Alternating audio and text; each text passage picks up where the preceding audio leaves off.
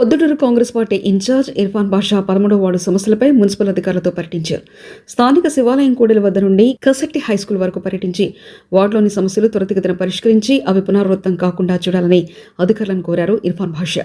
Municipal అధికారులు ఆయన ME, DE, AE, town planning అధికారి, శానిటేషన్ సిబ్బంది అలాగే సచివాలయ సెక్రటరీలతో తన వార్డు నందు పర్యటించి స్థానిక ప్రజల సమస్యలు తెలుసుకుని మౌలిక వసతులపై ప్రత్యేక శ్రద్ధ కనపరుస్తూ ఎప్పటికప్పుడు మురుగు కాలువలో పేరుకుపోయిన సీల్డ్ తీసివేయాలని, రానున్న వర్షాకాలం నేపథ్యంలో వార్డు మరియు పట్టణంలో వ్యాధులు ప్రబలకుండా శానిటేషన్ సిబ్బంది తగు చర్యలు తీసుకోవాలని, అలాగే మైదుకూరు రోడ్ నందు నూతనంగా నిర్మించిన ప్లాట్ఫామ్ వద్ద పాత హోల్స్ ఏర్పాటు చేసి అందులోని చెత్తను తీయాలని, వర్షపు నీరు రోడ్డుపై నిలవకుండా చేయాలని, అందుకు తగిన ప్రణాళిక రచించి ప్రజలకు అసౌకర్యం కలగకుండా చూడాలని కోరారు.